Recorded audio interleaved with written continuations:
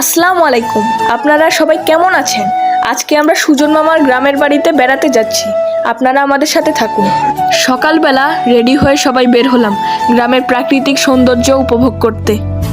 যেহেতু আমরা বেড়াতে যাচ্ছি তাই আব্বু মিষ্টি মিঠাই সাথে কিছু মৌসুমি ফলমূল কিনে নিল। তারপর রিকশায় চড়ে রওনা হলাম আমরা সবাই। শহর পেরিয়ে নদী পেরিয়ে গ্রামের ভেতরে আঁকাবাঁকা পথ দিয়ে যাচ্ছি আমরা।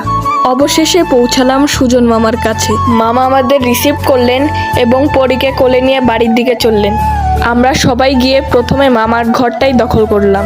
মামি সুন্দর করে ঘরটা সাজিয়ে রেখেছে। ঘরটা কিন্তু ভালোই লাগছে। তারপর হালকা নাস্তা করে গ্রাম দেখতে বের হলাম। মামাদের ফসলের মাঠ দেখলাম, এই প্রথম তিল গাছ দেখলাম, আখের গাছও দেখলাম। পরি তো ছাগলের বাচ্চা পেয়ে মহা খুশি। আমের বাগান দেখলাম, গ্রামের মানুষের কর্মজীবন দেখলাম। তারপর দুপুরের খাবার সবাই মিলে একসাথে খেলাম। খাবার শেষে হাত মুখ ধুয়ে একটু বিশ্রাম নিলাম।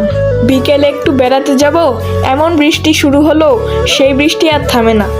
আর বেড়ানো হলো না, তাই সুন্দর প্রকৃতি দেখতে দেখতে দাদু বাড়ি চলে আসলাম।